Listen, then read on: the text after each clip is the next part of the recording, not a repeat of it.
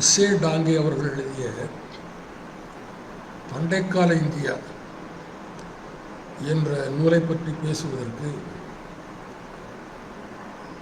சென்னை மாவட்ட கலை இலக்கிய பெருமன்றம் பாட்டாளி மக்கள் படிப்பகம் இந்த அமைப்பு எனக்கு ஒரு வாய்ப்பு கொடுத்தமைக்கு நான் நன்றி தெரிவிக்கிறேன். தோழர் இளங்கோ அவர்களுக்கும் தோழர் பாஸ்கரன் அவர்களுக்கும் என்னுடைய நன்றி தெரிவித்துக் கொள்கிறேன். இந்த நூல்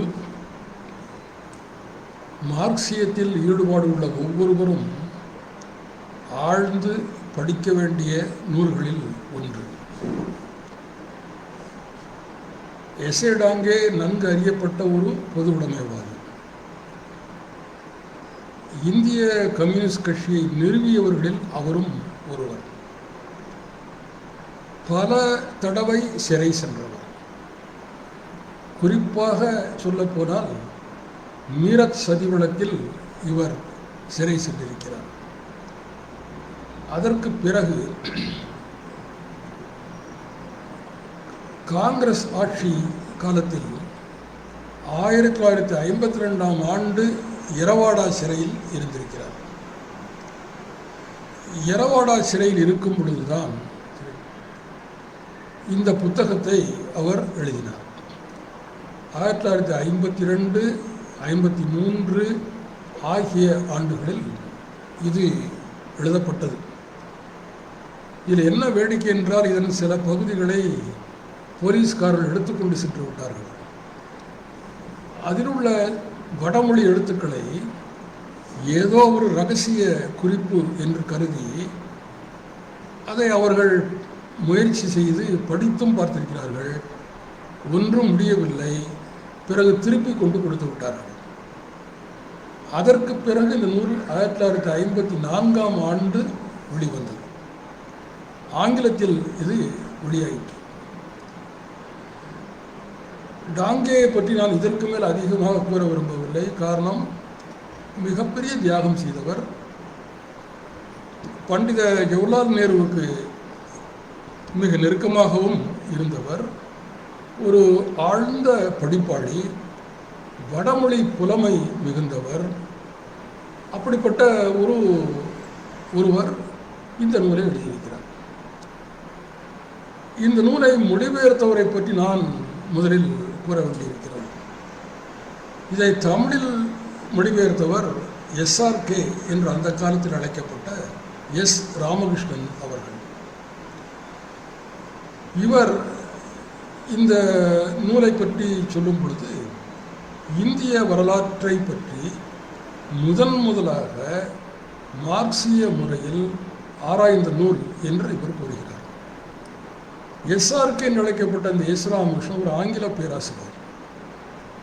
அந்த காலத்தில் மதுரையில் ஸ்டூடெண்ட் டியூட்டோரியல் காலேஜ் என்ற ஒரு அமைப்பு நடந்தது. பரீட்சையில் தவறிய மாணவர்களுக்காக நடத்தப்பட்ட தனி பயிற்சி நிறுவனம். இதை நடத்தியவர் பேராசிரியர் சங்கர் நாராயணன் என்பவர். அப்பொழுது இந்த டியூட்டோரியல் காலேஜை பற்றிய விளம்பரங்கள் சினிமா தியேட்டர்களில் போடுவார்கள். மதுரை ரீகல் தியேட்டரில் இந்த விளம்பரம் போடும் பொழுது அந்த விளம்பரத்தில் 2 பேருடைய பெயர் இடம்பெறும். அந்த தனிப்பயிற்சி கல்லூரியின் பெயரையும் போட்டுவிட்டு ஆங்கிலம் S. ராமகிருஷ்ணன் என்றும் கணிதம் G. நாகராஜன் என்றும் அந்த விளம்பரத்தில் இருக்கும். G. நாகராஜன் வேறு யாரும் இல்லை, இந்த குரத்தி முடுக்கு என்ற சிறுகதை தொகுப்பின் ஆசிரியர். மிக அற்புதமாக கணிதம் கற்றுத் தருவார். S. ராமகிருஷ்ணன் ஆங்கிலம் கற்றுத்தரக்கூடிய ஆசிரியர். இந்த S. ராமகிருஷ்ணனுக்கு வேறொரு பகுதி உண்டு. இவரை ஜீவா எழுத்து ராட்சசன் என்று அழைத்திருக்கிறார். இவருடைய நூல்கள் தான் கம்பனும் மில்டனும் என்ற நூல், சிறியன சிந்தியாதான் என்ற நூல், திருவள்ளுவரை பற்றி ஒரு சிறுநூல். இந்த S. ராமகிருஷ்ணன் மிக அருமையான ஒரு நடையில் இந்த நூலை தமிழாக்கம் செய்து கொடுத்திருக்கிறார். தமிழாக்கம் என்று வரும் பொழுது இந்த நூலினுடைய தமிழாக்கத்தை பற்றியும் கூற வேண்டும். மூலப்பாடத்தை படிக்கும் பொழுது எப்படி இருக்குமோ அதுபோல தமிழில் எல்லோருக்கும் விளங்கக்கூடிய முறையில் இது மொழிபெயர்க்கப்பட்டிருக்கிறது. இதை மொழிபெயர்ப்பதற்காக எஸ் ராமகிருஷ்ணன் அவர்கள் ஒரு 2 வடமொழி தெரிந்த அறிஞர்களை பக்கத்தில் வைத்துக்கொண்டு இதில் இடம்பெறும் பல ஸ்லோகங்கள், இதில் இடம்பெறும் பல வடமொழி சொற்கள் ஆகியவற்றிற்கு தமிழ் பதங்களையும் தேர்வு செய்து இதில் பயன்படுத்தியிருக்கிறார். அப்படி முயற்சி செய்து மொழிபெயர்க்கப்பட்ட நூல் தான் இந்த பண்டைக்கால இந்தியா என்ற இந்த நூல். சரி, இது என்ன கூறுகிறது? அதற்கு முன்னால் ஒரு விஷயத்தை காண வேண்டும். எந்த ஒரு ஆய்வாளனும் தான் ஒரு ஆய்வை மேற்கொள்வதற்கு முன்னால் முறையியல் என்ற ஒன்றை அவர்கள் எடுத்துக்கொள்வார்கள். உதாரணமாக கலாநிதி கைலாசபதி அவர்கள் ஹீராயிக் போய்ட்ரி என்ற ஆய்வு ஏட்டை தயாரிக்கும் பொழுது அதற்கு அவர் ஜார்ஜ் தாம்சனுடைய நூல்களை தன்னுடைய முறையியலாக ஏற்றுக்கொண்டார். C.M. பௌரா என்பவருடைய ஹீராயிக் போய்ட்ரி என்பதை முறையியலாக ஏற்றுக்கொண்டார். அதுபோல இங்கேயும் டாங்கே அவர்கள் இந்த நூலை எழுதுவதற்கு முறையியலாக ஏற்றுக்கொண்ட நூல் என்னவென்று கேட்டால், ஃப்ரெடரிக் எங்கல்ஸ் எழுதிய குடும்பம், தனிச்சொத்து, அரசு ஆகியவற்றின் தோற்றம் என்ற நூல். இந்த அடிப்படையான நூலை வைத்துக்கொண்டு நாம் உலகத்தில் உள்ள எல்லா வகையான பழங்கால சமுதாயத்தையும் அணுகி காணலாம். ஏனென்றால் எங்கல்ஸ் அதில் ஒரு அடிப்படை விதியை அதில் போட்டு தருகிறார். மார்க்சியம் பேசக்கூடிய வரலாற்று பொருள் முதல்வாதத்தை புரிந்து கொள்ள விரும்புபவர்கள், படிக்க விரும்புபவர்கள் எங்கல்ஸனுடைய இந்த புத்தகத்தை அவசியம் படிக்க வேண்டும். என்னால் மார்க்சிய வரலாறு என்ன கூறுகிறது? மனித சமுதாயம் அப்படியே இருக்கவில்லை, மாறிக்கொண்டே வந்திருக்கிறது. இந்த சமுதாயத்தினுடைய மாறுதல் கட்டங்கள் என்ன? ஆதி காலத்தில் ஒரு பொது உடைமை சமுதாயம், பிறகு அடிமை சமுதாயம், பிறகு நில உடைமை சமுதாயம், பிறகு முதலாளித்துவ சமுதாயம். இது சோஷலிசம் நோக்கி செல்லும் என்பதை இந்த நூலில் எங்கல்ஸ் சுட்டிக்காட்டியிருப்பார். ஆனால் இந்த எங்கல்ஸுடைய நூல் முழுவதுமே பழங்காலத்தை பற்றியது. அது பல விஷயங்களை பேசக்கூடிய நூல். இதை இந்த நூலுக்கு தன்னுடைய முறையியல் நூலாக எஸ்.ஏ. டாங்கே பயன்படுத்துகிறார். இந்த நூலினுடைய பல இடங்களில் இந்த எங்கல்ஸனுடைய புத்தகத்திலிருந்து விரிவான மேற்கோள்களை நாம் காண முடியும். மூன்றாவது, ஒரு நூலை எழுதும் பொழுது ஒரு ஆய்வாளன் தனக்கு முந்தி இதை பற்றி யாராவது எழுதியிருக்கிறார்களா என்று ஒரு விவரங்களை கொடுப்பார்கள். ஏன் கம்பன் கூட என்ன செய்கிறான்? தேவபாடையில் இக்கதை 3 செய்தனர் என்றுதான் அவன் கூறுகிறான். தனக்கு முன்னால் 3 பேர் இந்த ராமாயணத்தில் எழுதியிருக்காங்க, அதில் வால்மீகியை பின்பற்றி நான் எழுதுகிறேன் என்ற ஒரு தனக்கு முந்தி இருந்த நூலை பற்றி கம்பன் குறிப்பிட்டு காட்டுகிறான். அதுபோல இந்த நூலை எழுதுவதற்கு முன்னால், இதனுடைய நூலுக்கு உள்ளே செல்வதற்கு முன்னால் டாங்கே அவர்கள் இந்திய வரலாற்றை இதற்கு முன்னால் யாரெல்லாம் எப்படி பார்த்திருக்கிறார்கள் என்பதை ஒரு விவரமான முறையில் ஒரு 60-70 பக்கத்தில் அதை கூறுகிறார். நமக்கு இந்திய வரலாற்றை பற்றி முதலாக நூல் வடிவத்தில் எழுதியவர்கள் ஆங்கிலேயர்கள். கிழக்கிந்திய கம்பெனியார் இந்தியாவுக்கு வந்த பொழுது தங்களது ஆட்சி முறை இங்கே கொண்டு வருவதற்கு வெள்ளைக்காரர்கள் தங்களுடைய சட்டங்களை கொண்டு வந்தார்கள். ஆனால் அந்த சட்டங்களை இங்குள்ள மக்கள் புரிந்து கொள்ளவில்லை, அதை பின்பற்றவும் இல்லை. இதை தெரிந்து கொண்ட கிழக்கிந்திய கம்பெனியார் இந்தியாவினுடைய வரலாற்றை பற்றிய ஆய்வை மேற்கொண்டார்கள். இந்த ஆய்வு தான் ஸ்கூல் ஆஃப் இண்டாலஜி என்ற ஒரு பிரிவை ஏற்படுத்துவதற்கு காரணமாக இருந்தது. ஆனால் இந்த ஆய்வில் அவர்கள் வெளியிட்ட நூல்கள் எல்லாமே ஒரு குறிப்பிட்ட கண்ணோட்டத்தில் எழுதப்பட்டவை. அதாவது இந்தியர்களுக்கு நாகரீகம் கிடையாது, இவர்களை நாம் தான் நாகரீகப்படுத்த வேண்டும் என்ற நோக்கத்தில் இந்தியாவின் வரலாறை இவர்கள் எழுதினார்கள். குறிப்பாக எல்ஃபின்ஸ்டன் என்பவருடைய இந்திய வரலாறு இத்தகையது. கேம்பிரிட்ஜ் ஹிஸ்டரி ஆஃப் இந்தியா என்ற இந்திய வரலாறும் இத்தகையது. இந்த அணுகுமுறை ஒரு காலனி ஆதிபத்தியவாதிகள் இங்கு உள்ள மக்களை பற்றி கொண்டிருந்த ஒரு அணுகுமுறை. இந்த முறையில் இந்திய வரலாற்றை ஆங்கிலேயர்கள் எழுதினார்கள். ஆனால் ஆங்கில அரசாங்கம் படிப்படியாக இந்த நாட்டில் வேரூன்றி வளர்ந்த பொழுது வேறொரு நிகழ்ச்சி இங்கே இடம்பெற்றது. தேச விடுதலை போராட்டம். இங்கே உள்ளவர்கள் வெள்ளையர்களை எதிர்த்து போராட துவங்கும் பொழுது இவர்களுக்கு ஒரு சித்தாந்த ரீதியாக, தத்துவ ரீதியாக இவர்களது நாட்டை பற்றி ஆராய வேண்டும் என்ற ஒரு எண்ணம் தோன்றியது. இதன் விளைவாக தேச விடுதலை கண்ணோட்டத்தில் இந்திய வரலாற்றை இவர்கள் எல்லோரும் அணுகினார்கள். மிகப்பெரிய அறிஞர்கள் இதில் ஈடுபட்டார்கள். இந்தியாவினுடைய பழங்காலம் பற்றி ஏகப்பட்ட தகவல்களை இவர்கள் திரட்டி தந்திருக்கிறார்கள். அந்த அணுகுமுறையில் என்ன என்று கேட்டால், வெள்ளைக்காரர்கள் எங்களிடம் ஷேக்ஸ்பியர் இருக்கிறார் என்று கூறினால் இவர்கள் கூறுவார்கள் எங்களிடம் காளிதாசன் இருக்கிறார் என்று கூறுவார்கள். வெள்ளைக்காரர்கள் எங்களிடம் ஒரு ரூசோ இருக்கிறார் என்று கூறினால் இவர்கள் கூறுவார்கள் எங்களிடம் ஒரு கௌடில்யர் இருக்கிறார் என்று கூறுவார்கள். இந்த முறையில் தேசிய கண்ணோட்டத்தில் இந்திய வரலாற்றை, அரசியல் வரலாற்றையும் சரி, சமுதாய வரலாற்றையும் சரி மிக விரிவாக பல நூல்களை இவர்கள் வெளியிட்டார்கள்.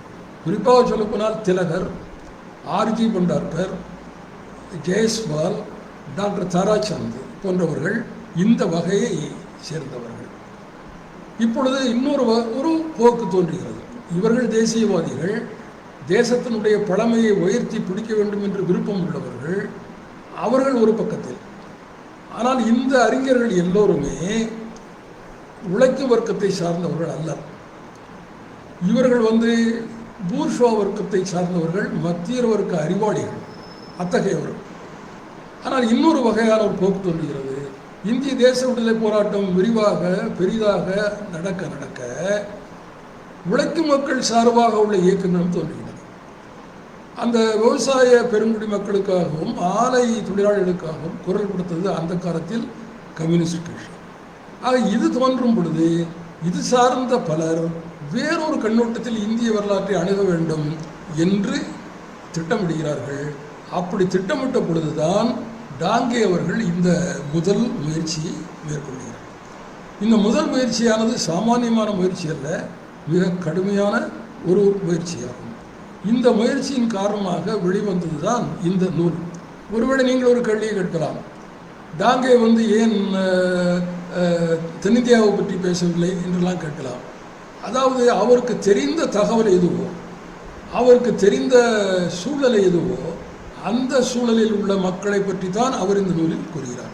அதற்காக டாங்கே மற்ற மக்களுக்கெல்லாம் விரோதி என்று அவரை குற்றஞ்சாட்டி விடவும் கூடாது. ஆக இந்த நூலில் அவர் எடுத்துக்கொள்வது என்னவென்று கேட்டால், வட இந்தியாவில் ஆரியர்கள் வட இந்தியா முழுவதும் பரவி அங்கு ஒரு பரந்த மக்கள் கூட்டமாக பெருகி அங்கு ஒரு ராஜ்யத்தை ஸ்தாபித்த ஒரு வரலாற்றை இந்த நூலில் கூறுகிறார். இந்த நூல் மிக பழங்காலத்தில் தொடங்கி மகாபாரத போர்க்காலம் வரைக்கும் இது செல்கிறது. அந்த மிக பழங்காலம் என்பதை நமது மரபு வழியில் கூறினால் அது கிருதயுகம் என்று அழைக்கப்படுகிறது. இந்த கிருதயுக காலத்தில் தொடங்கி யுக வழிப்படி கூறினால் அது திரேதா யுகம், துவாபர யுகம், கலியுகம் என்ற கட்டம் வரைக்கும் இந்த நூல் செல்லுகிறது. இதெல்லாம் புராணம் என்று நீங்கள் ஒதுக்கிவிடக்கூடாது. இந்த புராண சொற்களுக்கு உள்ளாக பல தகவல்கள் உள்ளே அடங்கி இருக்கின்றன. அதனால்தான் டாங்கே இந்த பழங்காலத்தை பற்றி ஆராயும் பொழுது அவருடைய இரண்டாவது ஆதார வளங்களாக ஏற்றுக்கொள்வது ஆரியர்களை பொறுத்த மட்டிலும் வேதங்கள், ஆரண்யகங்கள், சூத்திரங்கள், உபநிடதங்கள், இந்த 4ஐ எடுத்துக்கொள்கிறார். அதற்கு பிறகு அவர் மிக அதிகமாக எடுத்துக்கொள்வது இதிகாசங்கள். இதிகாசத்தில் குறிப்பாக மகாபாரதத்தை நாம் கதை கேட்டுவிட்டு விட்டுவிடுகிறோம், அல்லது அந்த கதையை எதிர்த்தும் விவாதம் செய்கிறோம். ஆனால் மகாபாரதத்தில் பல இடங்களில் இந்த ஆரிய சமூகமானது எப்படி படிப்படிப்படியாக முன்னேறி ஒரு ராஜ்யம் ஸ்தாபிக்கக்கூடிய கட்டத்துக்கு வந்தது என்பது பற்றிய பல குறிப்புகள், அந்த குறிப்புகள் ஆங்காங்கே சிதறி கிடைக்கின்றன. ஆக மகாபாரதியை ஏற்றுக்கொள்கிறார். ஏற்றுக்கொண்டு இதன் அடிப்படையில் இந்த பண்டைக்கால இந்தியா என்ற நூலை அவர் எழுதுகிறார். ஒரு விஷயத்தை நாம் தெரிந்து கொள்ள வேண்டும். இந்த காலகட்டத்திற்கு தொல்லியல் சான்றுகள் கிடையாது, இந்த காலகட்டத்துக்கு கல்வெட்டு சான்றுகள் கிடையாது, இந்த காலகட்டத்துக்கு இந்த இலக்கியம் தவிர வேறு ஆவணங்கள் கிடையாது. ஒப்பிட்டு பார்த்தால் நமது சங்க காலத்தை அணுகும் பொழுது நமக்கு எப்படி ஒரு சங்க இலக்கியம் என்று ஒன்று இருக்கிறதோ அதுபோல ஆரியர்கள் சமூகத்தை அணுகும் பொழுது இருக்கக்கூடியது இந்த இலக்கியங்கள் தான். இவற்றை வைத்து கொண்டுதான் டாங்கே அந்த பண்டைக்கால இந்தியாவினுடைய ஒரு சமுதாய அமைப்பை ஒரு சித்திரமாக விவரித்து கொண்டே செல்கிறார். இதுதான் இந்த நூலினுடைய முன்னோட்டமாக உள்ள அவர் கூறக்கூடிய கருத்து. இப்பொழுது ஆரியர் சமுதாயத்தினுடைய மிக பழைய காலம், முதல்ல ஆரியர்கள் யார் என்ற கேள்வி எல்லாம் இதில் வருகிறது. சுருக்கமாக எல்லா அறிஞர்களும் ஏற்றுக்கொண்ட ஒரு கருத்து என்னவென்று கேட்டால், மத்திய ஆசியாவில் இருந்து மிக பழைய காலத்தில் சுமார் 3000 ஆண்டுகளுக்கு முன்பு நாடோடிகளாக கைபர் போலன் கணவாய் வழியாகவும் காஷ்மீரத்தின் வழியாகவும் இந்தியாவுக்கு வந்தவர்கள் என்பது அநேகமாக எல்லா அறிஞர்களும் ஏற்றுக்கொண்ட ஒரு கருத்து. இதை மட்டும் வைத்து கொண்டு தான் நாம் இதை பார்க்க வேண்டும். வேறு மாற்று கருத்துக்களுக்கு அங்கே இடமில்லை. அதற்கு முன்னால் யார் இருந்தால் அவர்களோட இவர்கள் நடந்த போராட்டங்கள் இதெல்லாம் இந்த நூலில் இடமில்லை, அது வேறு நூல்களில் இடம் வைக்கிறது. இந்த முதல் நூல் எழுதி இந்த முதல் நூலினுடைய அடிப்படையில் பின்னால் பல நூல்களை இதே கண்ணோட்டத்தில் எழுத தொடங்கினார்கள்.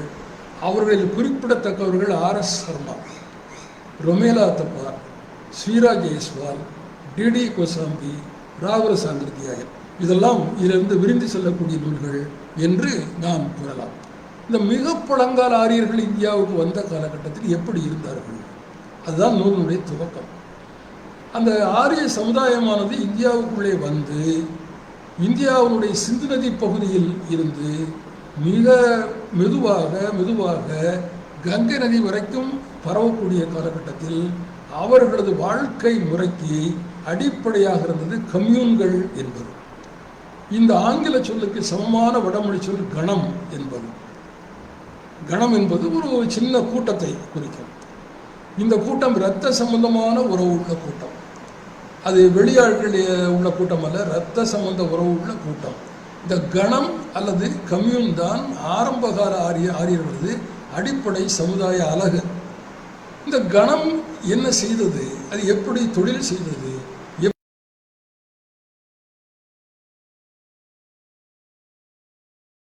காட்டுகிறார் என்று கேட்டால், நாம் இதுவரைக்கும் யாகம், தமிழது வேள்வி என்று கூறிக்கொண்டு வருகிறோமோ, இந்த யாகங்களை எல்லாம் இன்றைக்கு செய்யும் பொழுது அது ஏதோ ஒரு நம்முடைய இஷ்டத்தை அல்லது விருப்பத்தை பூர்த்தி செய்வதற்காக பல மந்திரங்களை சொல்லி சடங்குகளை செய்கிறோமோ, இதெல்லாம் வெறும் சடங்கு அல்ல.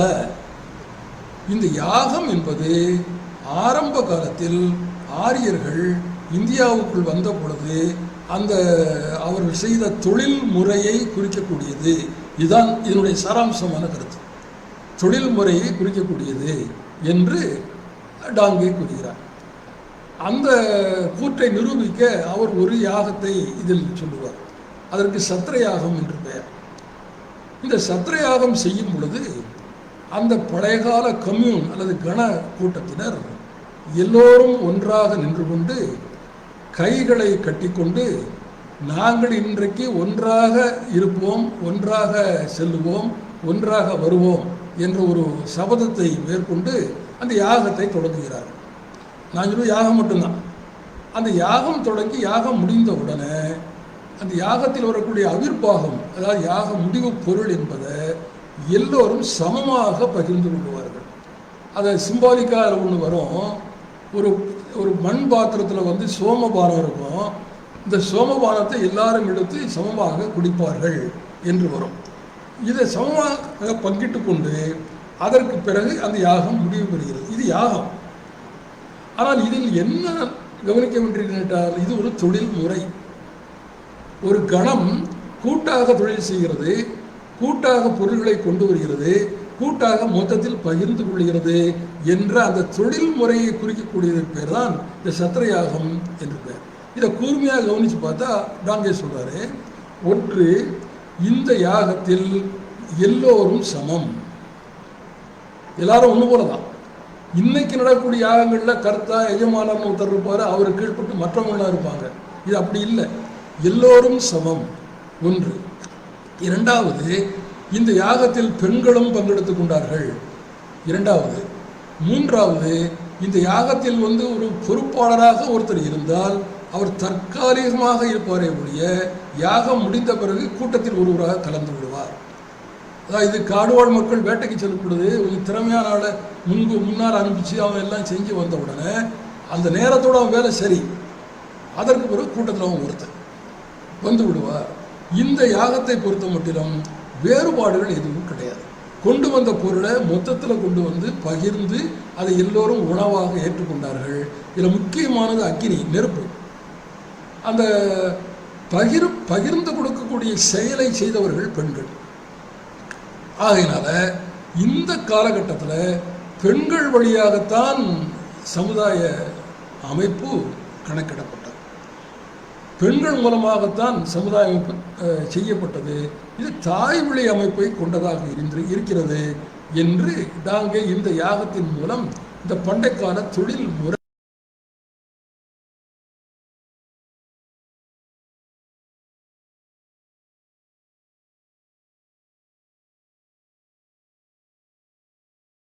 இந்த அறையிலலாம் எல்லாரும் பொதுவாக இருப்பார்கள், தனித்தனி இடங்களெல்லாம் யாருக்கும் கிடையாது. இந்த அக்னி என்பது இவர்கள் மொத்தத்தில் செய்யக்கூடிய சமையல், இது பொது சமையல் என்று கூறுவார்கள். அந்த சமையலில் உள்ள சாப்பாடு எல்லோருக்கும் விநியோகிக்கப்படும், எல்லோரும் அங்கே தான் உறங்குவார்கள், எல்லாரும் அங்கே தான் இருப்பார்கள், தனித்தனியாக யாருக்கு எந்த இடமும் கிடையாது. இதுதான் கம்யூன் அமைப்பு என்று பெயர். இதற்கு பெயர் தான் கண அமைப்பு என்று பெயர். இந்த கணம் அப்படி இருக்குல்ல, அது முதல்ல சிறு கூட்டமாக இருந்து கொஞ்சம் பெருகும் பொழுது செல்வம் நிறைய வேணும், அதை சமாளிக்க ஏதாவது வசதி வேணுமே, ஒரு தொழில் வேணுமே. முதல்ல வெறும் வேட்டை, அதற்கு பிறகு இவர்கள் கால்நடைக்கு செல்கிறார்கள். கால்நடைக்கு செல்லும் பொழுது கால்நடையை அபிவிருத்தி செய்ய வேண்டும், கால்நடையை பெருக்க வேண்டும். அப்படி பெருக்குவதற்கு செய்யக்கூடிய ஒரு யாகத்துக்கு பேர் தான் திரிராத்திர கது யாகம் என்று பேர். இந்த யாகம் திரி என்றால் மூன்று கணங்களை ஒன்றாக சேர்த்து செய்யப்பட்ட யாகம். இந்த யாகத்தினுடைய ஒரு அடிப்படை என்னவென்று கேட்டால், இந்த கூட்டத்தை, இந்த கணத்தை பிரம்மன் என்று அழைத்தார்கள். பின்னால் அது பிரம்மா என்று மாறுகிறது, அது வேற. பிரம்மன் என்று அழைத்தார்கள். இந்த பிரம்மனுக்கு இன்னொரு பெயர் பிரஜாபதி என்று பெயர். இந்த பிரஜாபதி அல்லது பிரம்மன் இந்த மூன்று கணங்களையும் கூப்பிட்டு ஒரு கணத்துக்கு முதலில் ஒரு பசுவை கொடுக்கிறான். இந்த பசுவை அந்த கணத்தை சார்ந்தவர்கள் 333 பசுவாக பெருக்குகிறார்கள். இன்னொரு கணத்துக்கு கொடுத்து அங்கு அதே பசுவை கொடுக்கிறார். அதே பசுவை அவர்கள் 333 பசுக்களாக பெருக்கிறார்கள். மூன்றாவது கணத்துக்கு அதே பசுவை கொடுக்கிறார், அங்கும் அவர்கள் 333 பசுக்களாக பெருக்கிறார்கள். ஆக மொத்தம் 999. இந்த ஏற்கனவே இருந்த பசு உடனே சேர்த்தா 1000. இந்த 1000 பசுக்களை இந்த கணம் என்ன செய்கிறது, பிரம்மனுக்கு தானமாக கொடுக்கிறது. இந்த தானம் என்பது பின்னால இலவசம் இனாம் என்று சொல்ல வருது. ஆரம்பத்தில் அப்படி அல்ல. மொத்த பொருளை அந்த பிரம்மனுக்கு கொடுத்து விட்டு அந்த மொத்த பொருளை எல்லோரும் பங்கிட்டு கொள்வது, இதுதான் அந்த ஆரம்ப கட்டம். இதுக்கு திரிராத்திர கிரது யாகம் என்று இதற்கு பெயர். இந்த யாகம் சடங்காக இருக்கலாம், ஆனால் அடிப்படையை பார்த்தா கால்நடை பெருக்கம், கால்நடையை வளர்த்தல், கால்நடையை கூட்டுதல். ஏன்னா கால்நடை செல்வம் அவளுக்கு தேவைப்படுது, அந்த தேவைக்காக செல்வத்தை பெருக்குதல் என்று கணங்களுக்கு தனித்தனியாக அந்த வேலையை கொடுத்து அதை பிரித்து மேலே கொண்டு செல்கிறார்கள். இது 2வது கட்டம். இப்பொழுது கணங்கள் நிறைய தோன்றிவிட்டன. இந்த கணங்கள் நிறைய தோன்றும் பொழுது என்னன்னு கேட்டால், கணத்தினுடைய உற்பத்தி சாதாரண உற்பத்தி, அது அன்றன்றைய வாழ்க்கைக்கு தேவையானதை மட்டும்தான் சேகரிக்கக்கூடிய உற்பத்தி. அதற்கு மேலே அங்கே உற்பத்தி எதுவும் கிடையாது. இந்த அன்றன்றைய வாழ்க்கைக்கு தேவைக்கு செய்யக்கூடிய உற்பத்தியானது அங்கே இருக்கக்கூடிய ஒரு குறிப்பிட்ட எண்ணிக்கை உள்ளவர்களுக்கு மட்டும் அது போகிறோம். எண்ணிக்கை பெருகும் பொழுது காணாது. அப்போ எண்ணிக்கை பெருகும் பொழுது காணாது என்று கேட்டால் என்ன செய்கிறார்கள், கணத்தினுடைய எண்ணிக்கை ஒரு குறிப்பிட்ட எல்லையை கடந்த பிறகு அந்த கணத்தை பிரிக்கிறார்கள். அப்படி பிரிப்பதற்கு ஒரு சடங்கு இருக்கிறது. சோமயாகத்தில் ஒரு வகையாக இதை கூறுவார்கள். இந்த சடங்கு என்ன? ஒரு கணத்தில் எண்ணிக்கை கூடிவிட்டால் இந்த சோமயாகம் செய்து அது யாகம் செய்து அந்த எண்ணிக்கை கூடும் பொழுது யாரெல்லாம் இந்த கணத்தை விட்டு பிரித்து செல்லலாம் என்று ஒரு தீர்மானம் செய்யப்படுகிறது. அப்படி தீர்மானம் செய்யும் பொழுது இந்த பிரிந்து செல்பவர்களை தேர்ந்தெடுத்து அவர்களுக்கு தீக்கை, அது தீஷை என்று சொல்வார்கள், அது கொடுக்கப்படுகிறது. கொடுக்கப்பட்டு அந்த பிரிந்து செல்பவர்களுக்கு கொஞ்சம் பசுமாடுகள், காளை, ஆடு இதெல்லாம் கொடுத்து அவர்கள் பிரிந்து செல்வதற்கு ஒரு வழி அனுப்பும் விழா ஒன்று அங்கே நடைபெறுகிறது. வழி அனுப்பும் பொழுது வீட்டில் எறியக்கூடிய இந்த மொத்த பொது அக்னி இருக்கிறது அல்லவா, அந்த அக்னியில் தர்ப்பைக்குள்ளால் ஒரு சின்ன கட்டு ஒன்றை கட்டி இந்த அக்னியை கொடுத்து அந்த பிரிந்து செல்பவர்களில் யாராவது ஒருத்தர் தலைவனாக தேர்ந்தெடுக்கப்பட்ட கையில் கொடுத்து அவன் தலைமையில் இவர்கள் வெளியேறுகிறார்கள். வெளியேறும் பொழுது இந்த கணம் வேறொரு இடத்தில் போய் தன்னை தக்க வைத்துக் கொள்கிறது, தொழில் செய்கிறது, பெருகுகிறது.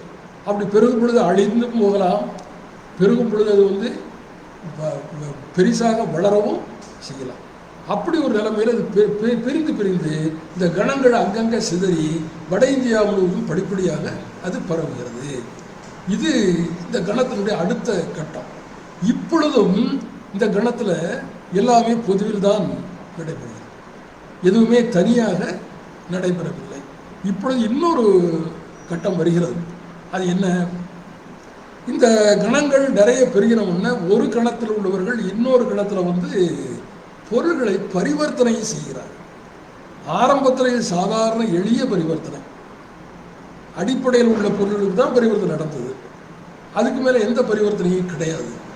இரண்டாவது கட்டமாக ஆடம்பர பொருள்கள், ஒரு கணம் இங்கே போனால் அங்கே உள்ள ஆடம்பர பொருளை கொண்டு இங்கே கொடுத்து பரிவர்த்தனை செய்வது. இந்த பரிவர்த்தனை முறை வரும் பொழுது செல்வம் சேர்கிறது. இந்த செல்வம் சேரும் பொழுது அந்த செல்வத்தை எளிதாக்குவதற்காக அப்பொழுது தங்கத்தை கண்டுபிடிக்கிறார்கள். ஹிரண்யம் என்றால் தங்கம் என்று பொருள். நீங்கள் இந்த புராணத்தில் இந்த ஹிரண்யனை மகாவிஷ்ணு கொல்லக்கூடிய கதையெல்லாம் படிச்சிருப்பீங்க. அதில் பார்த்தீங்கன்னா அந்த விஷ்ணு அவனை மடியில் வச்சு இந்த வயத்தை கிழிச்சு அந்த குடலெல்லாம் எடுத்து மாலை போடுவதாக சொல்லுவோம். ஆனால் உண்மையில் என்னன்னு கேட்டால் தங்கத்தை தோண்டி எடுக்கக்கூடிய ஒரு நிகழ்ச்சி இருக்குது பாருங்க. அது ஒரு கடினமான வேலை. அந்த வேலையை சிம்பாலிக்காக காட்டக்கூடிய ஒரு விஷயம்தான் அந்த ஹிரண்ய வதம் என்பது.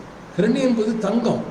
இந்த தங்கம் சேரும் பொழுது இன்னொரு புதிய பிரச்சனை வருது. அது தனி உடைமை. செல்வம் எந்த இடத்துல குவியுதோ அங்கே சில பிரச்சனைகள் தோன்றுகிறது. இது ஆரியனுடைய வளர்ச்சியின் அடுத்த கட்டம். இங்கே எப்படி தனி உடைமை வருது? இந்த பரிவர்த்தனை செய்யக்கூடியவர்கள் ஒரு பகுதியாகவும், இந்த தங்கமெல்லாம் சேர சேர அதை பாதுகாப்பவர்கள் இன்னொரு பகுதியாகவும் ஒரு பிரிவு ஏற்படுது. இந்த பிரிவில் அந்த பாதுகாப்பில் ஈடுபட்டவர்களை சத்திரியர்கள் என்றும், இந்த பரிவர்த்தனையில் ஈடுபட்டவர்கள் வைசியர்கள் என்றும் ஒரு பிரிவு தோன்றுகிறது. ஒன்றை நல்லா ஞாபகம் வச்சுடுங்க. ஆதிகால இந்த கண சமுதாயங்களில் பிராமண, சத்திரிய, சூத்திர வேறுபாடுகள் எதுவுமே கிடையாது. இந்த வர்ண பேதம் என்பது எதுவுமே அந்த காலகட்டத்தில் கிடையாது. எல்லோரும் ஒன்றா தான் இருந்திருக்காங்க, எல்லோரும் ஒன்றா தான் சாப்பிட்ருக்காங்க, எல்லோரும் எந்த வேறுபாடு இல்லாமல் இருந்திருக்காங்க. இதுக்கு இன்னொரு உதாரணம் பின்னால் அவர் சொல்லுவார். மகாபாரதத்துடைய துரோணர் ஒரு பிராமணர். அவர் வர்ணதர்மப்படி பிராமணர் ஆயுதம் ஏந்தக்கூடாது, ஆனால் அவர் தான் எல்லாருக்கும் வில்வித்தை கற்றுக் கொடுக்குறார். இது ஒரு சிந்திக்க வேண்டிய விஷயங்கள் இது உண்டு. இந்த பரிவர்த்தனை வரும் பொழுது செல்வம் சேரக்கூடிய பகுதி ஒன்று, அதை பாதுகாப்பதற்குள்ள பகுதி இன்னொன்று. இந்த ரெண்டாக சமுதாயத்தில் ஒரு பிளவு ஏற்படுகிறது. இந்த பிளவு ஏற்படும் பொழுது சமுதாயத்தில் பிரச்சனைகள் அதிகமாகின்றன. இந்த செல்வம் சேர்ப்பவர்களும் அந்த பாதுகாப்பவர்களும் இணைந்து இன்னொரு பக்கத்துக்கு போகிறாங்க. இவர்கள் ஒரு பக்கம் இதெல்லாம் சேர்த்து எல்லாம் செய்யும் பொழுது ஒரு பகுதியினர் என்ன செய்கிறாங்க? இந்த விவசாயம் அப்பொழுது வந்த உடனே விவசாயம் எப்போ நடக்கணும், என்னென்ன நேரத்தில் நடக்கணும், நட்சத்திரத்தை பார்க்கறது, சந்திரனை பார்க்கறது, மழை எப்போ சொல்கிறது என்ற ஒரு பகுதி அங்கே வருது. இந்த பகுதியினர் பிற்காலத்தில் பிராமணர்களாக மாறுகிறார்கள். ஆக இப்போ பிரிந்து பிரிந்து பெருசாகி பெருசாகி பெருசாகி போகிற பிறகு பிரிந்து பிரிந்து பெருசான பிற்பாடு இந்த இனமானது என்ன செய்கிறது, சில தொழில் பிரிவினை காரணமாக 3ஆக பிரிகிறது. தொழில் பிரிவினை காரணமாக 3ஆக பிரிகிறது. அப்படி 3ஆக பிரியும் பொழுது இங்கே அதாவது எப்படி சொல்லக்கூடாது, வர்க்க வேறுபாடு தோன்றுகிறது. இந்த வர்க்க வேறுபாடு தோன்றும் பொழுது பல புதிய பிரச்சனைகள் இப்பொழுது தோன்றுகிறது. அது என்ன புதிய பிரச்சனை? சில கணங்கள் செல்வம் சேர்ப்பதற்காக பிற கணங்கள் மீது படையெடுக்கிறார்கள், படையெடுத்து கொள்ளையடிக்கிறார்கள். கொள்ளையடிப்பது நியாயப்படுத்தப்படுகிறது.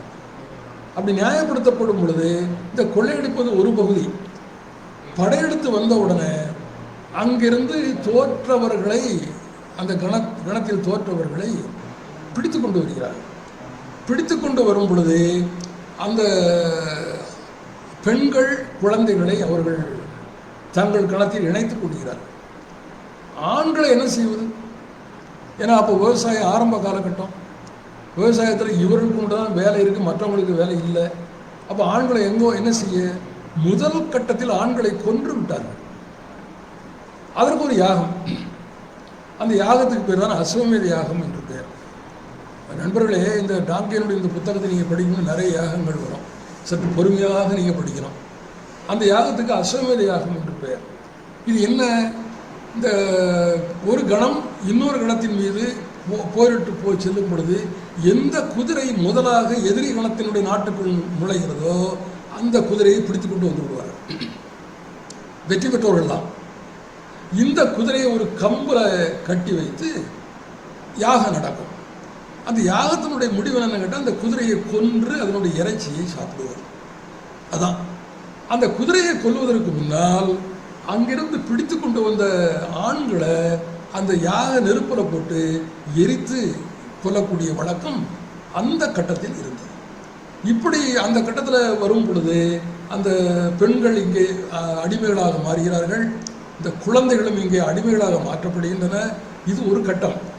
அடுத்த கட்டத்தில் இந்த பிடித்து கொண்டு வந்த அடிமைகள், விவசாயம் பெருகிவிட்டது, பிடித்து கொண்ட அடிமைகளை ஆண்கள் என்ன செய்கிறாங்க, விவசாய நிலங்களில் வேலை செய்யக்கூடியவர்களாக மாற்றி விடுகிறார்கள்.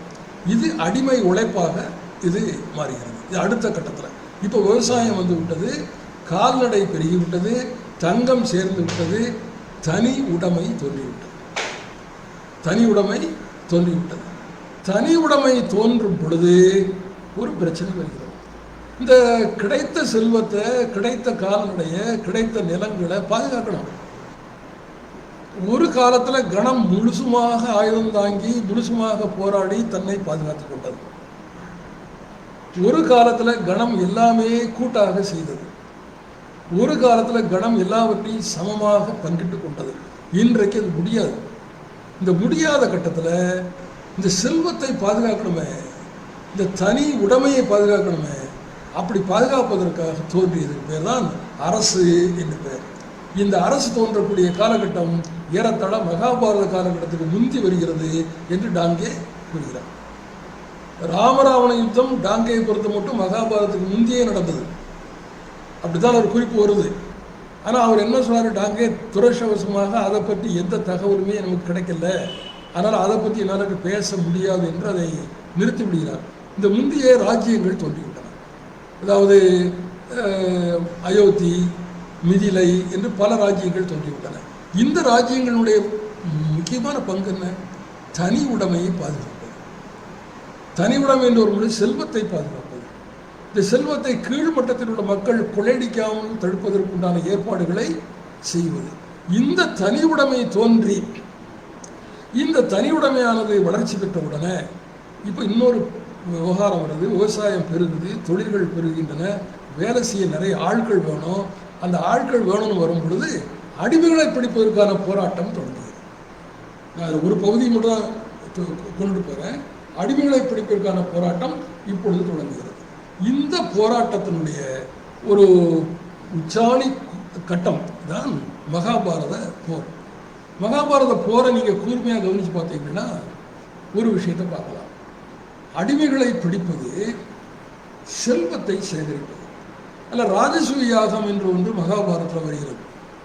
இதை பாண்டவர்கள் செய்கிறார்கள். அந்த யாகம் செய்தவுடனே பாண்டவர்களுக்கு ஏகப்பட்ட வசதி, செல்வம் சேர்கிறது.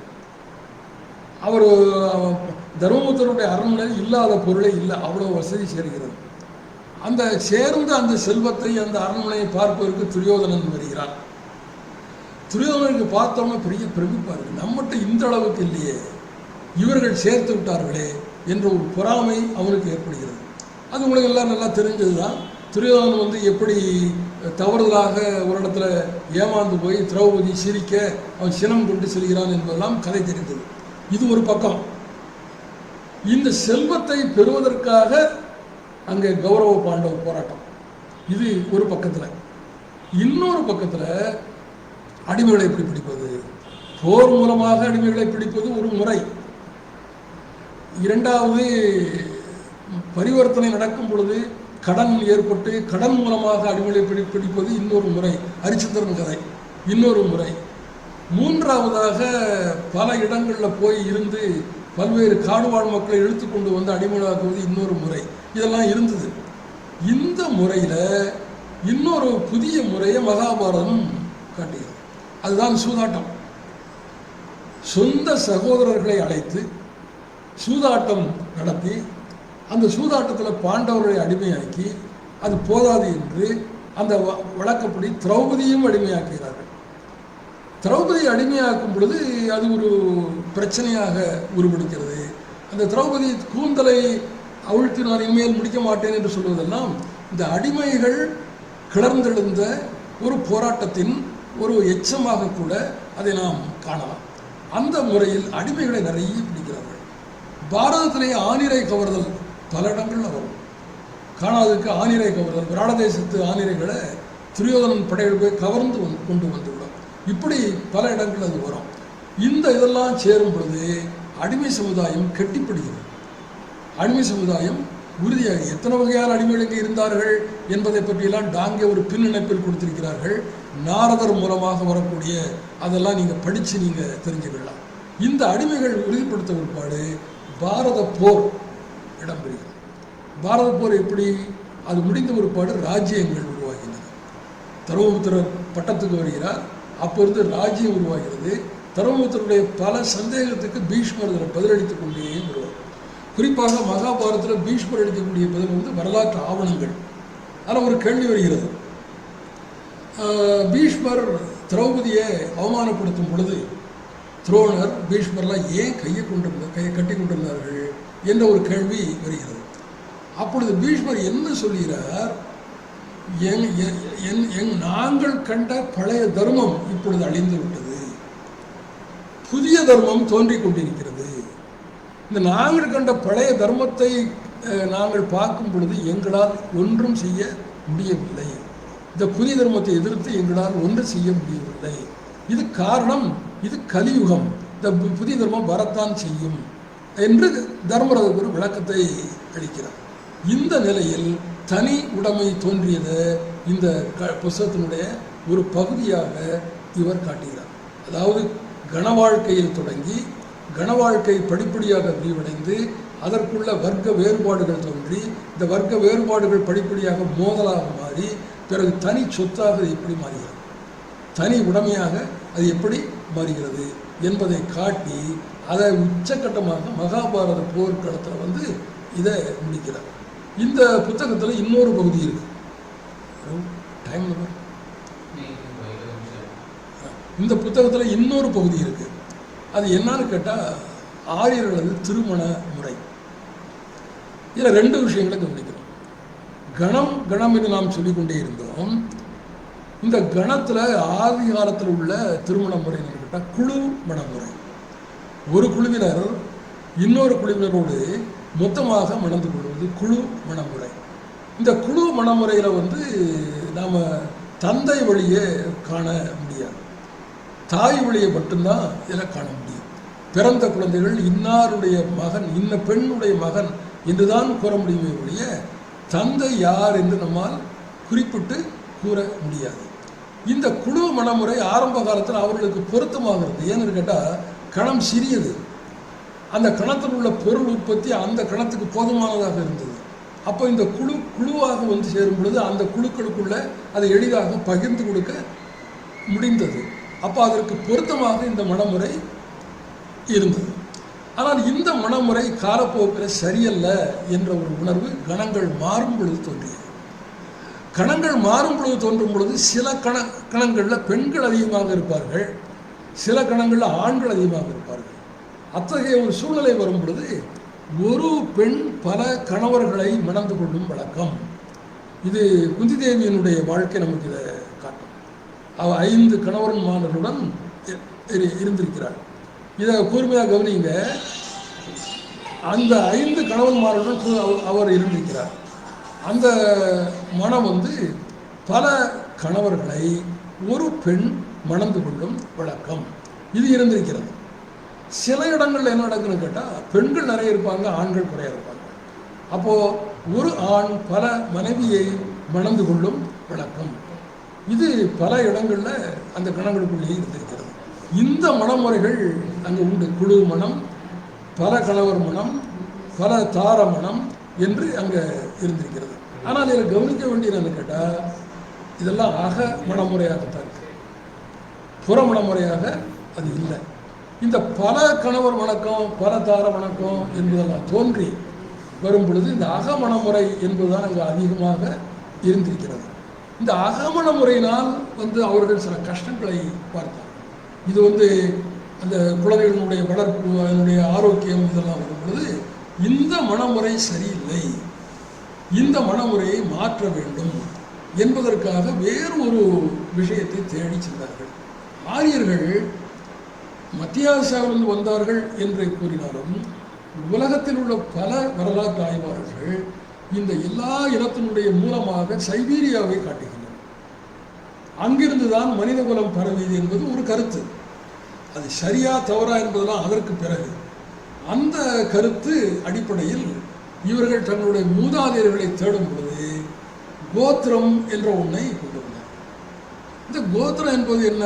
ஒவ்வொரு கணமும் தன்னுடைய கோத்திரமாக ஏதோ ஒரு அந்த காலத்தில் இருந்த ஒரு ரிஷி ஒருவரை தன்னுடைய முன்னோராக வரித்து அந்த ரிஷி மூலமாக தங்களுடைய வம்சாவளியை கூறுவது. அதாவது கௌண்டில்ய கோத்திரம், பரத்வாஜ கோத்திரம் என்று பல கோத்திரங்கள் மொத்தம் நிறைய உண்டு. பல கோத்திரங்கள் இவர்கள் வரித்து கொண்டார்கள். இப்போ என்ன நடக்குது? ஒரு கோத்திரத்துக்கு உள்ளே உள்ளவர்கள் தங்களுக்குள்ள திருமணம் செய்து கொள்ளக்கூடாது. அகமண முறை தடுக்கப்படுகிறது. அகமண முறை தடுக்கப்படுகிறது. இந்த கோத்திரத்தில் உள்ளவர்கள் இதற்கு வெளியே உள்ள மாற்று கோத்திரத்தில் தான் திருமணம் செய்து கொள்ள முடியும் என்ற ஒரு முறையை அவர்கள் கொண்டு வருகிறார்கள். இது எதற்கு என்று கேட்டால் இனம் பெருகுவதற்கும் இனம் ஆரோக்கியமாக இருப்பதற்காக இந்த முறை அவர்கள் கொண்டு வருகிறார்கள். இந்த கோத்திரம் அல்லது மனமுறை இது காலத்தால் சற்று பின்னால் ஏற்படுகிறது. இந்த கோத்திர மனமுறை என்பது அப்பவும் கூட சொத்துரிமை பொதுவாகத்தான் இருந்தது, அது தனியாக இல்லை. சொத்து பொதுவாகத்தான் இருந்தது, தனியாக இல்லை. பெண்களுக்கு சகல உரிமையும் அதில் உண்டு. பெண்களை யாரும் அடிமைப்படுத்தலை, பெண்களை யாரும் கேவலமாக நினைக்கல. எல்லா உரிமையும் அந்த நேரத்தில் இருந்தது. எப்பொழுது தனி உடைமை வருகிறதோ அப்பொழுது தந்தை வழி சமுதாயம் தோன்றிவிடுகிறது. தனி உடைமை என்று வரும் பொழுது இந்த சொத்து எனக்கு பிறகு என் மகனுக்கு செல்ல வேண்டும். தாய் வழி வரும் பொழுது தாய் மட்டும்தான் காட்ட முடியும், யார் தந்தை என்று காட்ட முடியாது. இப்போ யார் தந்தை என்று உறுதியானா தான் அந்த சொத்தை அவங்க தன்னுடைய மகனுக்கு கொடுக்க முடியும். அப்போ தனக்கு பிறகு தன்னுடைய மகன் என்று ஒருவரை இனங்காட்டுவதற்காக, தனக்கு பிறகு ஒரு மகனுக்கு தன் சொத்தெல்லாம் போய் சேர வேண்டும் என்று இனங்காட்டுவதற்காக தந்தை வழி சமுதாயம் தோன்றி அது தனி உடைமையினுடைய பிரதிபலிப்பாக வெளியே வருகிறது. அப்படி வெளியே வரும் பொழுது பெண் அடிமைப்படுத்தப்படுகிறார். பெண்ணும் ஆணுடைய ஒரு சொத்தாக, ஒரு பகுதியாக அவள் கருதப்படுகிறாள். அப்படி கருதப்படும் பொழுது கற்பு என்ற ஒரு கான்செப்ட் இது உருவாகிறது. ஏனென்றால் அவள் இன்னாருடைய மனைவி என்று உறுதியானால் தான் அந்த குழந்தைகளுக்கு அந்த சொத்து சேரும். இது தனி உடைமை, இது தனி உடைமையினுடைய விதி. இது யாரும் வேணும்னு எழுதியெல்லாம் வைக்கல, திட்டம் போட்டு செய்யல. அது சமுதாய வளர்ச்சி போக்கில் உருவான விதி. பெரும்பாலான விதிகள்லாம் வளர்ச்சி போக்கில் பழக்க வழக்கங்களாக தோன்றி பின்னால் அவை சட்டமாகும். ஆங்கிலத்தில் கூட கஸ்டமரி லா என்ற ஒரு பிரிவு உண்டு. சட்டம் ஒரு பக்கம் இருக்கும், இன்னொரு பக்கத்தில் கஸ்டமரி லா என்று ஒன்றை கூறுவார்கள்.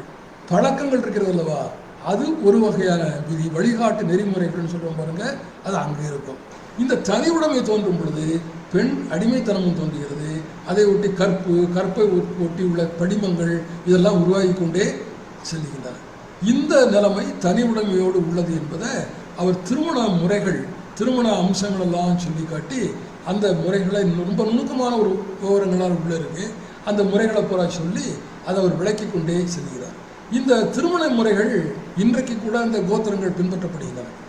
இன்றைக்கும் குறிப்பாக பிராமணர்கிட்ட இந்த கோத்திரங்கள் பின்பற்றப்படுகின்றன. பின்பற்றப்படும் பொழுது அவர்கள் இன்றைக்கி அதை கோத்திர விஷயங்கள்லாம் பேசித்தான் திருமணம் செய்கிறார்கள். பிராமணர் அல்லாத சில ஜாதியில் கிளைகள் என்று இருக்கின்றன. இந்த கிளைகள் கணிக்கப்படுகின்றன. இந்த கிளைக்குள்ள சம்பந்தம் கூடாது, எதிர்கிளைக்குள்ள சம்பந்தம் வைத்துக் கொள்ள வேண்டும் என்றெல்லாம் அங்கே அவர்கள் கூறுகிறார்கள். இது ஆரியர்களுடைய திருமண முறை. இந்த திருமண முறையானது முதல்ல பொதுவாக இருந்து பிறகு படிப்படியாக தனி உடைமையாக மாறும் பொழுது அது ஒரு கணவன் ஒரு மனைவி என்ற ஒரு கருத்தாக்கத்துக்குள்ள நிற்குது. டாங்கே இந்த முறையை கையாண்டிருக்கிற பாருங்க. இந்த முறையை சங்க இலக்கியத்துக்கு கையாளணும். அதை கையாண்டு சில வேலைகள் செஞ்சிருக்காங்க. உதாரணமாக பேராசிரியர் வனமாமலை, கலாநிதி கைலாசவதி, பேராசிரியர் சிவத்தம்பி, சுப்பிரமணியம் அவர் இல்லை சுப்பிரமணியம், இவங்கள்லாம் அதுக்கு பிறகு இன்றைக்கு மாதையன், பூங்குன்றன் போன்றவர்கள்லாம் இந்த துறையில் கொஞ்சம் வேலை செஞ்சுருக்காங்க. ஆனால் டாங்கே செஞ்ச மாதிரி சங்ககால இலக்கியத்திலிருந்து ஒரு பழைய தொன்மை சமுதாயம், பிறகு அதிலிருந்து அடிமை சமுதாயம் என்ற வரைபடி இங்கே செய்ய முடியல. அது இன்னும் நாம் ஆழ்ந்து அதை நம்ம செய்ய வேண்டிய கட்டத்தில் நாம் இருக்கோம். ஆனால் இந்த முறையானது டாங்கேயை முதலாக கையாண்ட முறை. இந்த முறையை கையாண்டு பல ஆய்வுகள் அதற்கு பின்னால் வந்திருக்கின்றன. டிடி கோசாம்பி இதை ஓரளவுக்கு செய்திருக்கிறார், ரொமேலா தப்பார் ஓரளவுக்கு செய்திருக்கிறார், ஸ்வீரா ஜெயஸ்வால் இதை செய்திருக்கிறார், குறிப்பாக RS சர்மா இதை செய்திருக்கிறார். இந்த டாங்கேனுடைய இந்த நூல் ஒன்றை திருப்பி திருப்பி சுட்டி காட்டுகிறது. அது என்ன? புராதன ஆரிய சமுதாயத்தில் வர்க்க வேறுபாடு இல்லை. தனி உடைமை தோன்றும் பொழுது வர்க்க வேறுபாடு தோன்றுகிறது. அவர் மிக கவனமாக ஒன்றை சொல்கிறார். வர்க்க வேறுபாடு, வர்ண வேறுபாடு, இது ரெண்டுக்கும் அவர் ஒரு சின்ன வித்தியாசம் இருக்கிறார். வர்ணம் என்பது தொழில் அடிப்படை பிரிவு. வர்க்கம் என்பது உடைமை வர்க்கம், உடைமை அல்லாதார் வர்க்கம் என்ற அடிப்படையை கொண்ட பிரிவு. இந்த வர்ண வேறுபாட்டில் உதாரணமாக பிராமண வர்ணம் என்று ஒன்று இருக்கிறதுன்னு வைத்துக் கொள்ளுங்கள். இந்த வர்ண வேறுபாட்டுக்குள்ள பணக்கார பிராமணன் இருப்பான், ஏழை பிராமணன் இருப்பான். சத்திரிய வர்ணம் என்று எடுத்துக்கொண்டால் பணக்கார சத்திரியர் இருப்பான், ஏழை சத்திரனும் இருப்பான். உதாரணமாக கிருஷ்ணரை பார்க்க போகிற குசேலர் அன்றாடங்க ஆயிடுச்சு. அவர் ஒன்றும் பெரிய பணக்கார பிராமணர் இல்லை, அப்படி இருப்பாங்க. அப்போ இந்த வர்ண வேறுபாட்டுக்குள்ளே ஏழை பணக்கார வேறுபாடுகளும் வந்துடும். அந்த ஏழை பணக்கார வேறுபாடு வரும் பொழுது அது வர்க்க வேறுபாட்டை வைத்தான் நீங்கள் பார்க்க முடியும். காரணம், ஒரு வர்ணத்தில் உள்ள மிக வசதியானவன் தன் வர்ணத்தில் உள்ள ஏழையை கூட அடிமையாக மாற்றிடுவான். பிராமணர்கள் தங்களுடைய வர்ணத்தில் உள்ள பல பேரை அடிமைகளாக மாற்றியிருக்கிறார்கள், சத்திரியர்கள் அடிமைகளாக மாற்றியிருக்கிறார்கள். இப்படி அடிமைகளாக மாற்றி இருக்கலாம். அப்படி மாறும் பொழுது இவங்களை அடிமை வம்சத்துக்குள்ளேயே சேர்றாங்க. இல்லை சில பேர் அப்படியே மாறி அடிமை வம்சத்துக்குள்ளேயே போய் அந்த தொழிலே தன்னை மறந்து போன ஆட்களும் நிறைய உண்டு. அப்போ இந்த ரெண்டையும் வேறுபடுத்தி இவர் காட்டும் பொழுது வர்க்க வேறுபாடுகள் தோன்றாத ஒரு காலம் காலம், வர்க்க வேறுபாடுகள் தோன்றிய காலம், இந்த நம்ம தனி உடைமை தோன்றிய காலம் என்பதை பல இடங்களில் பல உதாரணங்களை சுட்டிக்காட்டி இவர் எடுத்துக்காட்டுகிறார். அப்படி எடுத்துக்காட்டும் பொழுது இவர் முக்கியமாக எடுத்துக்கொள்ளக்கூடியது மகாபாரதம். மகாபாரதம் நண்பர்களே, நாம் அதை ஒரு வரலாற்று ஆவணமாக படிக்கணும். வரலாற்று ஆவணமாக படிக்கும் பொழுது பல தகவல்கள் நமக்கு கிடைக்கும். அதை வைத்துக்கொண்டு நாம் நம்முடைய சமுதாயத்தையே அணுகவும் முடியும். இந்த நூல் படிக்க வேண்டிய நூல். இதற்கு முன்னால் Rajani Palme Dutt India yesterday today tomorrow என்ற ஒரு நூலில் இதை பற்றி லேசாக சுட்டி காட்டியிருப்பார். ஆனால் டாங்கே தான் முதன் முதலாக டாங்கே தான் முதலாக இதை தொட்டு காட்டியவர். இதற்கு பிறகு இந்த துறையில் நாம் வேலை செய்ய வேண்டிய பல விஷயங்கள் இருக்கிறது. நான் மறுபடியும் ஒன்று சொல்கிறேன், இதற்கு மூலமாக உள்ள எங்கல்ஸ், அந்த எங்கல்ஸனுடைய அவருடைய நூலில் பல இடங்களில் இதே கருத்தை அவர் பொதுப்படையாக சொல்லிகிட்டே போவார். எங்கல்ஸுக்கு மூலமாக இன்னொருத்தர் இருந்தார், அவர் பேர் வந்து மார்கன் பேர். இவர் வந்து அமெரிக்காவினுடைய ஒரு மானிடவியல் அறிஞர். இவர் அமெரிக்காவினுடைய பூர்வீக குடிகள் கூடயே இருந்து, அதில் என்ன வேடிக்கைன்னு கேட்டால், இவர் போய் சேர்ந்தவொன்னே அங்கே உள்ள பூர்வீக குடிகளில் சில குடிகள் இருக்காங்க, நீங்கள் எங்கள் கூட இருந்து எங்களை மாதிரி வாழ்ந்து எங்களை மாதிரி சாப்பிட்டு இருந்தால் தான் எங்களை பற்றி நீங்கள் தெரிஞ்சு கொள்ள முடியும்னு சொல்லி அங்கேயே வாழ்ந்து அவர்கள் வாழ்க்கையை நன்கு கற்றறிந்து அவர்களுடைய பழக்க வழக்கம் எல்லாவற்றையும் எடுத்து தொகுத்து ஏன்ஷியன் சொசைட்டின்னு ஒரு புத்தகத்தை எழுதினார். இதுதான் மார்க்ஸ் எங்கல்ஸுக்கு சமூகவியல் ஆய்வுக்கான மூல நூல். அதிலிருந்து வந்தது தான் the origin of private property, family and state என்பது. அரசு என்பது என்ன? இங்கே ஒரு வரையறை வருதில்ல. அரசு என்பது தனி சொத்தை பாதுகாக்க தோன்றிய ஒரு வன்முறையான ஒரு கருவி, அதாவது ஒரு கோயர்சிவ் அப்பேரட்டாஸ், வன்முறையான ஒரு கருவி. அதனால் லெனின் சொல்லுவார், இந்த அரசு இயந்திரத்தை நொறுக்க வேண்டும். ஏன்னா இது ஆளும் வர்க்கத்தினுடைய வன்முறையான கருவி. இந்த வன்முறையான கருவியை நாம் வைத்து கொண்டிருந்தால் நமக்கு பெரிய பிரச்சனை வரும். இந்த முறை தவறு, இந்த அரசை மாற்றி விட்டு வேறு ஒரு அரசை கொண்டு வர வேண்டும் என்று கூறுவார்கள். இந்த நூலில் இதெல்லாம் டாங்கே வைத்து கொண்டு தான் அவர் வந்து ஒரு அருமையான புத்தகத்தை நமக்கு தந்திருக்கிறார். மொழிபெயர்த்த இந்த ஆசிரியர் வந்து ஆங்கிலத்தில் உள்ள பின் இணைப்பு நூல்களை அதிகமாக கொடுக்கவில்லை. அங்கே டாங்கே பல பின்னணைப்பு நூல்களையும் கொடுத்திருப்பார். பிறகு இந்த பின்னணைப்பாக ஒரு முக்கியமான பகுதி இருக்கிறது. டாங்கே எழுதி முடித்தவுடனே இவரை பற்றி ஒரு விமர்சனம் வந்தது. என்ன விமர்சனம் கேட்டால், வேதத்துக்கு அர்த்தம் சொன்ன மொட்டை தத்துவார்த்தவாதி டாங்கே என்று இவரை தாக்கினார்கள். சனாதன பண்டிதர்கள் இவரை தாக்கினார்கள். இந்தியாவினுடைய பிற வரலாற்று ஆசிரியர்கள் இதை ஏற்றுக்கொள்ள முடியாத ஒரு கருத்து என்று முன்வைத்தார்கள். இதற்கெல்லாம் பதில் கூறி அதனுடைய பின்னிணைப்பில் இது எவ்வளவு நியாயமானது என்பதை டாங்கே வந்து விளக்கி கூறியிருப்பார். அந்த விளக்கமும் நாம் படிக்க வேண்டிய ஒரு பகுதி என்று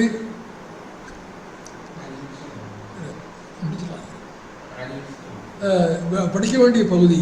அந்த விளக்கத்தை வந்து நம்ம படிக்கும் பொழுது தான் டாங்கே எவ்வளவு கஷ்டப்பட்டார், எவ்வளவு சிரமப்பட்டார் என்பதை நம்மால் புரிந்து கொள்ளவும் முடியும். புரிந்து கொண்டு அதை மேற்கொண்டு தொடரவும் முடியும்.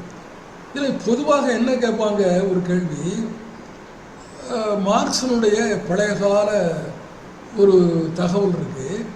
இந்தியாவில் மார்க்ஸ் என்ன கூறுகிறார், தனி சொத்து உரிமை இல்லை, பொது சொத்து உரிமை தான் இருந்தது என்ற ஒரு கருத்தை மார்க்ஸ் வைப்பார். இது ஆசிய உற்பத்தி முறை என்று அவர் கூறுவார். ரெண்டு இருக்கு. பின்னால் வெள்ளைக்காரங்களுடைய செயல்பாடு சொல்றது வேற, இது சொன்னது. இந்த தனி சொத்து உரிமை என்பது இல்லை, பொது சொத்து உண்டு என்பதை மார்க்ஸ் கூறும் பொழுது அவருக்கு இந்தியாவை பற்றி கிடைத்த விவரங்கள் அப்பொழுது, ஏன்னா மார்க்ஸ் வந்து இந்தியாவை பற்றி எழுதுவதற்கு குறிப்புகள் தயாரித்து கொண்டிருந்தார். அந்த குறிப்புகள் தயாரித்து எழுதுவதற்கு முன்னால் அவர் காலமாகிவிட்டார். அதனால் அவரால் முழுசுமாக அதை எழுத முடியவில்லை. சில முடிவுகளை அவர் சொல்லியிருக்காரு. இதை டாங்கே என்ன செய்கிறார், முதல்ல பொது சொத்து இருந்தது என்பதை உறுதியாக்கி கூறிவிட்டு பிறகு படிப்படியாக தனி சொத்துக்கு எப்படி முன்னேறியது என்பதை இந்த நூலில் எடுத்துக்காட்டி மார்க்ஸுடைய மேற்கோளையும் காட்டுவார். பிறகு இன்னொரு இடங்கே வருகிறது, இந்த ஜாதிய முறை என்று ஒன்று இருக்கிறது அல்லவா, அது இடையில வருது இருக்கிறது அல்லவா, அதை பற்றி ஒரு சில விளக்கங்களில் உள்ள வருது. அது வேலை பிரிவினை அடிப்படையாக கொண்டது. விவசாயம் பெருகும் பொழுது பல கருவிகள் தேவைப்படுகின்றன. இந்த பல கருவிகள் தேவைப்படும் பொழுது ஒவ்வொருத்தரும் ஒவ்வொரு வேலையில் தன்னை பிரித்து கொள்கிறார்கள். அப்படி பிரித்து கொள்ளும் பொழுது அவர்கள் அதே வேலையில் ஒரு நிபுணத்துவம் பெறுகிறார்கள். நிபுணத்துவம் பெற்று அந்த தொழில் ரகசியமாக வைக்கப்பட்டு அது வந்து பரம்பரை சொத்தாக மாற்றப்பட்டு தந்தை வழி அறிவாக அது வந்து கொண்டிருக்கிறது. இதுதான் ஜாதிய அறிவு. இதை வந்து நாம் வந்து பொருளாதார அடிப்படையில் பார்க்க வேண்டும் என்பது மார்க்ஸனுடைய கருத்து. இதே கருத்தை தான் டாங்கே இங்கே வைக்கிறார். அதில் பழக்க வழக்கங்கள் பின்னால் சேர்ந்து விட்டன என்று அவர் வைக்கிறார். முடிவாக ஒன்று, இதில் கூறப்பட்ட யாகங்கள் வந்து பொருள் உற்பத்தி கருவிகள், பொருள் உற்பத்தி சாதனங்கள். அந்த சாதனங்களை தான் நாம் இன்னைக்கு யாகம்னு சொல்கிறோம். ஆனால் இன்னைக்கு செய்யக்கூடிய யாகங்கள் தனி உடைமை வந்தவுடனே என்ன ஆகுது? இந்த யாகங்கள்லாம் பொருள் உற்பத்தி கருவே இல்லை. அரசர்கள் இஷ்டப்பட்டால் ஒரு யாகம் செய்கிறது, ஒரு பெரும் பணக்காரர் இஷ்டப்பட்டால் ஒரு யாகம் செய்கிறது, அல்லது ஒருத்தர் தன்னுடைய இச்சையை பூர்த்தி செய்ய யாகம் செய்வது என்று தனிப்பட்ட இச்சைகளை பூர்த்தி செய்யும் இஷ்ட யாகங்களாக இவை மாறின. அப்போ இவை வெறும் சடங்காக மாறின. அந்த சடங்காக மாறும் பொழுது புரியாத மந்திரங்கள், புரியாத சொற்கள் எல்லாம் வந்து யாகத்தை வெறும் ஏதோ ஒரு பொழுதுபோக்கு கருவியாக இவர்கள் மாற்றிவிட்டார்கள் என்று டாங்கே ஒருத்தர் அதை பற்றி விமர்சனமும் முன்வைப்பார். ஆக இந்த நூல் ஒவ்வொரு மார்க்சிய முறையிலை கற்கப்படுபவனும் படிக்க வேண்டிய நூல். இரண்டாவது, இனம் என்ற அடிப்படையில் தயவு செய்து இதை காணாதீர்கள். ஏன்னா டாங்கேல பதில் சொல்லணும்னு சொன்னார், எனக்கு பெயர் முக்கியம் அல்ல, அந்த பெயருக்கு பின்னால் விழுந்துவிடக்கூடிய சமுதாய அமைப்பு தான் முக்கியம் என்று டாங்கேல சொல்வார். பெயர் முக்கியம் அல்ல, இனம் என்ற அடிப்படையில் இதை நாம் பார்க்கக்கூடாது. இதே முறையை கையாண்டு நாம் பண்டைய சமுதாயத்தை, வேறு பல சமுதாயத்தை ஆராய முடியும் என்ற ஒரு வழியும் அதில் இருக்கிறது என்று கூறிக்கொண்டு இதை நாம் பயன்படுத்தி நாம் மேலும் மேலும் முன்னேற வேண்டும் என்று கூறிக்கொண்டு இந்த வாய்ப்புக்கு நன்றி கூறுகிறேன். வணக்கம்.